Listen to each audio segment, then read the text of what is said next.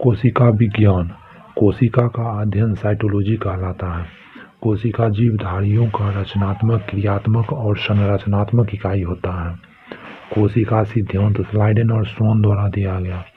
कोशिका का सिद्धांत का मुख्य उद्देश्य, प्रत्येक जीव की उत्पत्ति एक कोशिका से होती है। प्रत्येक जीव का शरीर एक यानी कोशिका का बना होता है। कोशिका मापने की सबसे छोटी इकाई माइवेन या माइक्रोमीटर होता है। कोशिका मापने की सबसे छोटी इकाई माइवेन या माइक्रोमीटर होता है। एक माइक्रोमीटर 10⁻³ मीटर होता है। सबसे छोटी जीवित कोशिका माइकोप्लाज्मा होती है। सबसे बड़ी कोशिका शुतुरमुर्ग का अंडे का कोशिका होता है। सबसे लंबी कोशिका तंत्रिका तंत्र होता है। मानव शरीर में लगभग 5000 अरब कोशिका पाई जाती है। मानव शरीर में लगभग 5000 अरब कोशिका पाई जाती है। जीव द्रव का खोज अफ्लोजार्डिन द्वारा किया गया। जीव द्रव का खोज अफ्लोजार्डिन द्वारा किया गया, जबकि नामकरण जी पुरकुंजो द्वारा किया गया। जीव द्रव जीवन का भौतिक आधार है, हैक्सले ने कहा। जीव द्रव में लगभग 80% भाग जल पाया जाता है। जीव द्रव में अकार्बनिक एवं कार्बनिक पदार्थों का अनुपात 81:19 होता है। कोशिका दो प्रकार का होता है। प्रोकैरियोटिक कोशिका में हिस्टोप्रोटीन नहीं बनता है तथा केंद्रक का अभाव होता है एवं यह ज्यादा विकसित नहीं करता है। जीवाणु और नील शैवाल प्रोकैरियोटिक कोशिका में आता है। जीवाणु और नील शैवाल प्रोकैरियोटिक कोशिका में आता है। यूकैरियोटिक कोशिका में हिस्टोप्रोटीन बनता है। ये केंद्रक भी उपस्थित रहता है और यह अधिक विकसित करता है, जैसे कि मनुष्य और जीव जंतु। कोशिका झिल्ली सेल मेम्ब्रेन। कोशिका के चारों ओर पतली, मुलायम और लचीली एक झिल्ली पाई जाती है जो अर्धपारगमय और जीवित होती है। कोशिका झिल्ली कहलाता है। कोशिका भित्ति प्लाज्मा झिल्ली सेल वॉल। प्लाज्मा झिल्ली की चारों ओर मोटा एवं कड़ा आवरण होता है जो एक निर्जीव पदार्थ को सेल्यूलोज का बना होता है। कोशिका भित्ति कहलाता है। कोशिका भित्ति केवल पादप कोशिका में पाई जाती है। कोशिका भित्ति पारगमय होता है। जीवाणु का कोशिका भित्ति पेप्टिडोग्लाइकन का बना होता है। कवक का कोशिका भित्ति काइटिन या चिटिन का बना होता है। कोशिका भित्ति का कार्य कोशिका का निश्चित आकार बनाए रखना होता है। अंतःपरद्रव्यी जालिका एंडोप्लाज्मिक रेटिकुलम। अंतःपरद्रव्यी जालिका की खोज पॉटर द्वारा किया गया। अंतःपरद्रव्यी जालिका दो प्रकार का होता है। RER rough endoplasmic reticulum ribosome RER की सतह पर पाया जाता है। SER smooth endoplasmic reticulum ribosome का खोज सर्वप्रथम पादप कोशिका में रॉबिन्सन एंड ब्राउन ने किया। राइबोसोम को जंतु की कोशिका में पोलार्डे द्वारा किया गया। प्रोटीन का उत्पादन स्थल या प्रोटीन की फैक्ट्री राइबोसोम को कहा जाता है। राइबोसोम आरएनए और प्रोटीन का बना होता है। प्रोटीन का संश्लेषणकरण राइबोसोम का कार्य होता है। तारक काय सेंट्रोसोम। तारक काय का खोज टी बोगोई द्वारा किया गया। प्याज में सल्फेनिक एसिड पाई जाती है। फोनिक नहीं, फेनिक, सल्फेनिक। तारक काय के केवल जंतु की कोशिकाओं में पाई जाती है। तारक काय केवल जंतु कोशिका में पाई जाती है। तारक काय का दूसरा नाम डिप्लोसोम है। तारक काय के अंदर एक दो कण जैसी रचना पाई जाती है जिसे सेंट्रियोल कहा जाता है। माइटोकॉन्ड्रिया हिंदी सूत्रकणिका। माइटोकॉन्ड्रिया का दूसरा नाम सूत्रकणिका है। माइटोकॉन्ड्रिया का खोज अल्टमैन द्वारा किया गया है। माइटोकॉन्ड्रिया का नामकरण सी बेंडा द्वारा किया गया है। कोशिका का इंजन माइटोकॉन्ड्रिया को कहा जाता है। कोशिका का इंजन माइटोकॉन्ड्रिया को कहा जाता है। कोशिका का श्वसन स्थल या अंग माइटोकॉन्ड्रिया होता है। Power house of the cell कोशिका का ऊर्जागृह माइटोकॉन्ड्रिया है। कोशिका का ऊर्जागृह माइटोकॉन्ड्रिया है। माइटोकॉन्ड्रिया क्यों है? क्योंकि ग्लूकोज के अणु के 36 एटीपी में से 34 एटीपी का निर्माण माइटोकॉन्ड्रिया करता है। एटीपी ऊर्जा की इकाई होती है। ATP adenosine triphosphate. ऊर्जा युक्त कार्बनिक पदार्थों का ऑक्सीकरण माइटोकॉन्ड्रिया में होता है।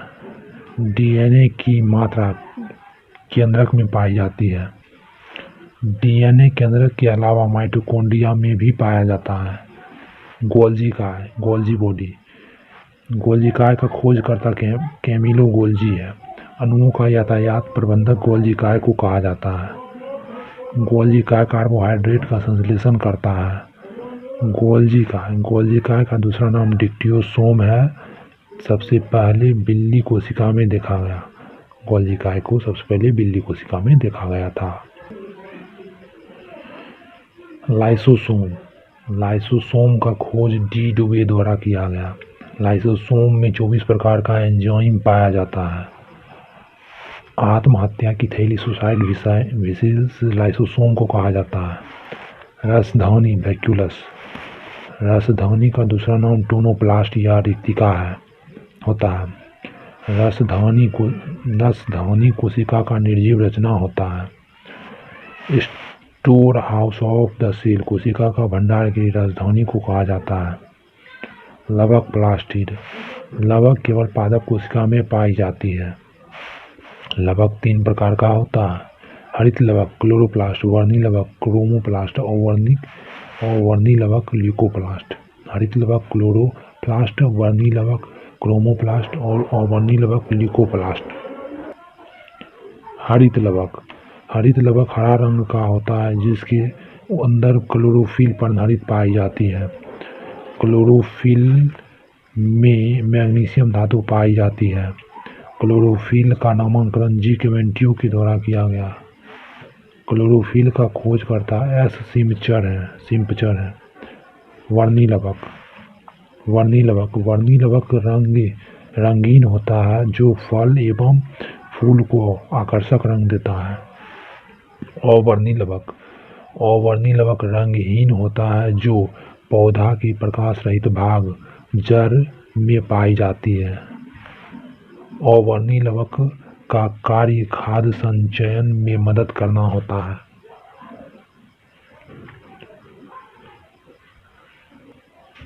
केंद्रक न्यूक्लियस। केंद्रक का खोजकर्ता रॉबर्ट ब्राउन है। केंद्रक के अंदर द्रव्य पाया जाता है जिसे केंद्रक द्रव्य कहा जाता है। केंद्रक के अंदर एक धागे नुमा आकृति पाई जाती है जिसे गुणसूत्र क्रोमोसोम या क्रोमोजोम कहा जाता है। गुणसूत्र का नामकरण बाल्डेयर द्वारा किया गया। गुणसूत्र का आकार बेलनाकार होता है। गुणसूत्र में मुख्य रूप से 3 भाग होता है। Pellicle matrix chromatids. गुणसूत्र डीएनए और प्रोटीन का बना होता है। प्रत्येक जीवों में गुणसूत्र की संख्या निश्चित होता है। बच्चे के लिंग का निर्धारण पिता के गुणसूत्र पर निर्भर करता है।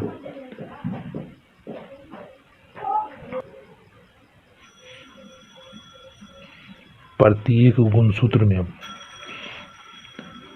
गुणसूत्र में जेली के समान एक पदार्थ पाई जाती है जिसे मैट्रिक्स कहा जाता है। गुणसूत्र पर बहुत अधिक मात्रा में जीन स्थित होता है जो एक पीढ़ी से दूसरी पीढ़ी को लक्षण को भेजता है।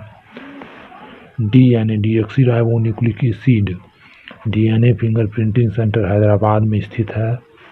डीएनए का डबल हेलिक्स मॉडल कुंडलिक संरचना वाटसन और क्रिक द्वारा दिया गया। वाटसन और क्रिक को इसके लिए नोबेल पुरस्कार 1962 ईस्वी में दिया गया था। डीएनए की इकाई जीन या न्यूक्लियोटाइड्स है।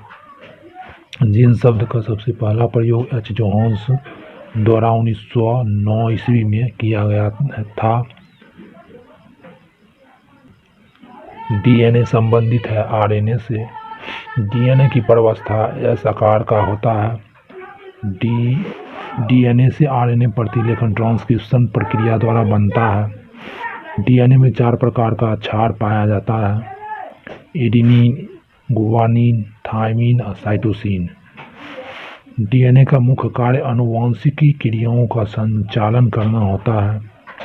डीएनए 3 प्रकार का होता है, एमआरएनए, टीआरएनए, आरआरएनए। मानव के शरीर में न्यूक्लिक एसिड डीएनए और आरएनए के रूप में पाई जाती है। मानव के शरीर में न्यूक्लिक एसिड डीएनए और आरएनए के रूप में पाई जाती है। न्यूक्लिक एसिड में मुख्य रूप से फास्फोरस तत्व होता है। प्रोटीन बनने की अंतिम क्रिया को ट्रांसलेशन कहा जाता है। आरएनए का मुख्य कार्य प्रोटीन संश्लेषण में मदद करना होता है। आरएनए का खोज वाटसन एवं आर्थर अर्ग द्वारा किया गया। मनुष्य में ऑटोसोम की संख्या 22 जोड़ा पाया जाता है। 1 जोड़ा सेक्स क्रोमोसोम होता है। गुणसूत्र क्रोमोसोम।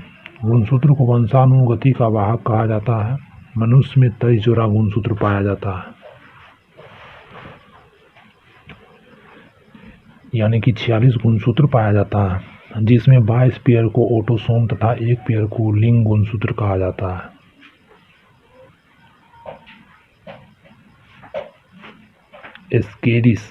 एस्केरिस में गुणसूत्र की संख्या 2 होती है। एस्केरिस मनुष्य की छोटी आंत में रहता है। अब मच्छर में गुणसूत्रों की संख्या 6 यानी कि 3 जोड़ी होती है। मक्खी में गुणसूत्रों की संख्या 6 जोड़ी यानी 12 होती है। मटर में गुणसूत्रों की संख्या 7 जोड़ी यानी 14 होती है। प्याज में गुणसूत्रों की संख्या 8 जोड़ी यानी 16 होती है। मक्का में गुणसूत्रों की संख्या 10 जोड़ी यानी 20 होती है। टमाटर में गुणसूत्रों की संख्या 12 जोड़ी यानी 24 होती है। मेढक में गुणसूत्रों की संख्या 13 जोड़ी यानी 26 होती है। बिल्ली में गुणसूत्रों की संख्या 19 जोड़ी यानी 38 होती है। चूहा में गुणसूत्रों की संख्या 20 जोड़ी यानी 40 होती है। गेहूं और प्लस बंदर दोनों में गुणसूत्रों की संख्या 21 जोड़ी यानी 42 होती है। खरगोश में गुणसूत्रों की संख्या 22 जोड़ी यानी कि 44 को होती है। आलू, चिंपांजी और तंबाकू में गुणसूत्रों की संख्या 24 जोड़ी यानी 48 को होती है।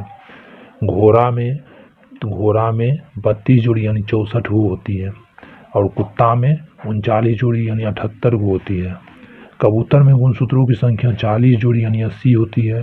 टेरिडोकाइट्स में 1300 से 1600 गुणसूत्र होते हैं। सबसे छोटा अणुसूत्र शैवाल में होता है और सबसे लंबा गुणसूत्र ट्राइलियम पौधा में होता है। चौड़ाई मस्तिष्क का 140 mm, लंबाई 167 mm होता है। आंसू लैक्रिमल ग्रंथि से निकलता है। पसीना श्वेत ग्रंथि से निकलता है।